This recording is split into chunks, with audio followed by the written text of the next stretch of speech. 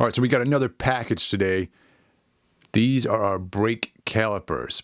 These are off a 2016 Kawasaki ZX-6. And so I've already swapped over the front end on my bike to a Kawasaki ZX-10 front end and front wheel. And so the rotors and everything I've got are off an '08 ZX-10.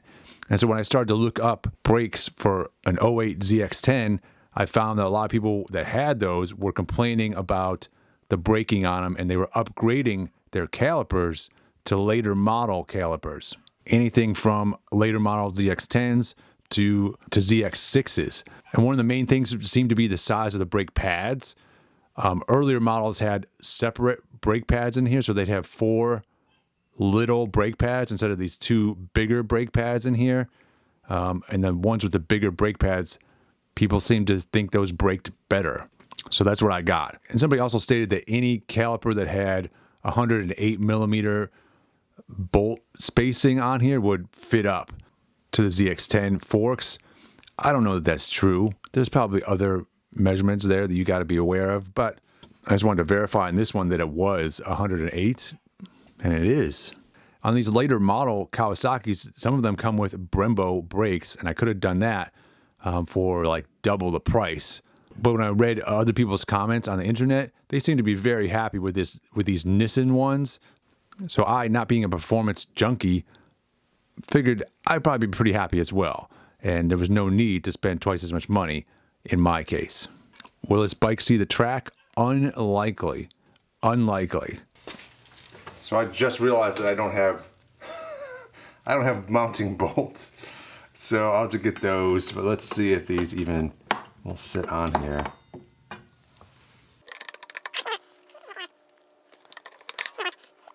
Oh yeah.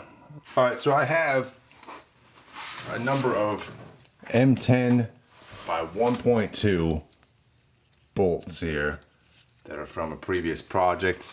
These are actually ones I deconstructed when I took apart that Fiat engine, but they work on here.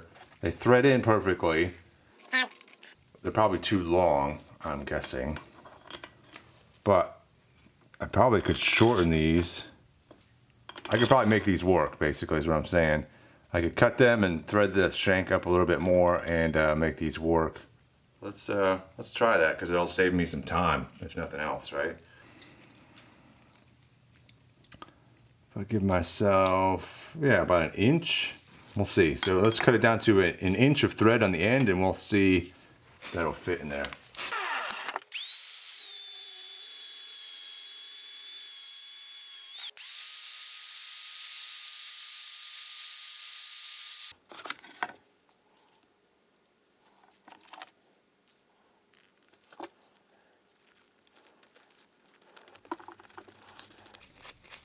Just want to run a die through there and clean the threads up a little bit. This one seemed dirty, the threads on this thing. Here's some real hoopty-doodle stuff here for you, because I'm reusing threads. I'm reusing bolts off of a different engine application entirely. But bolt's a bolt, right? Well, no, sometimes bolts have different strength levels, and these should be pretty darn strong because they're probably like head bolts off an engine. So these should work really well for holding on some calipers. But there we go. Yeah, I got some custom bolts. Yeah, I always love to pull bolts off of stuff whenever I can, salvage some bolts. Because yeah, you get these long shanks on here. That's you know, and these are great high-end, nice bolts. So, all right. So in theory, these should thread in here without a problem. Let's see if it'll thread all the way down.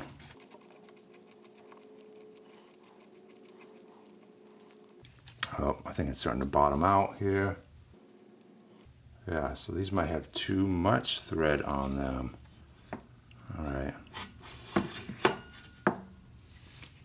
Let's see if the bottom one is the same.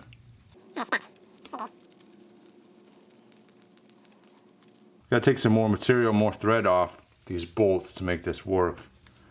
Because this one, got a good like 2 millimeters, maybe 1/2 a mil or something, maybe 1 millimeter on this one, maybe 2 or 3 mil on the other one.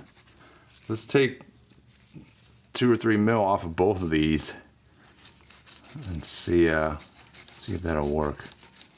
All right, we're back with some shortened bolts. Let's see if they are short enough.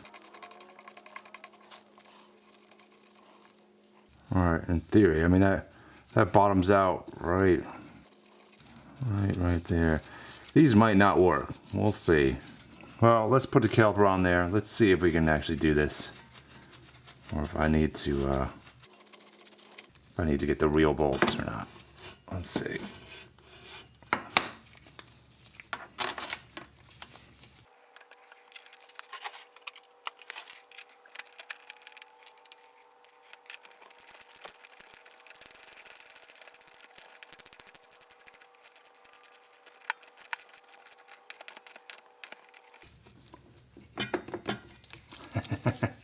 It's not tight. All right, so yeah, these, I think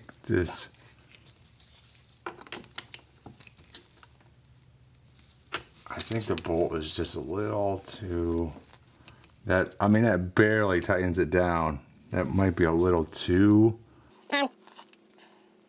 much shank, I think, on there. So I'm gonna see if I can add a little bit of threading to the end here. I'm not sure if this will work or not, because basically I use my little threading die and try and add some more thread right down on the bottom here, see what happens.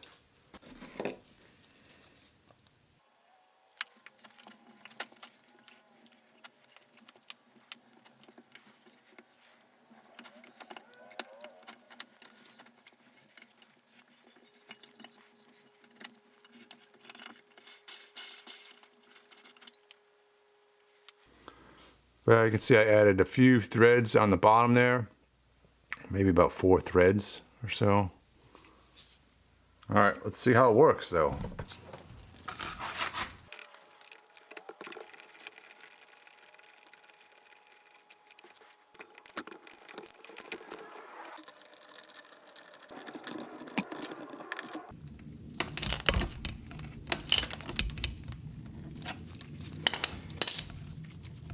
All right, so I can tighten it down so it's solid now. It's actually tightened all the way down.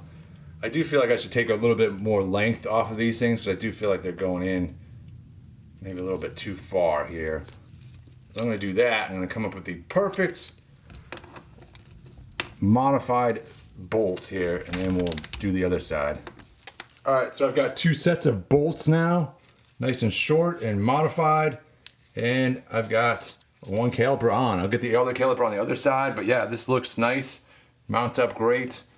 I'm glad I had bolts I could use, and it saved me time in terms of waiting for a bolt to show up in the mail, but it did not save me time in terms of having to modify these bolts to fit. So it's a balance there. All right, so that looks pretty cool. It's a little bit more complete, maybe a little bit cooler. Now that we've got some calipers on there, and the dual calipers. This is quite the performance bike compared to what I'm used to. I mean, we've got dual rotors up front, radio mounted calipers. I mean, it's fancy. And the upside down fork. Never seen that in my life before. So yeah, this will be pretty interesting to ride. It's coming together pretty nice. But that took me a while to modify those bolts. So yeah, that's all I've got time for today. We'll see you guys tomorrow.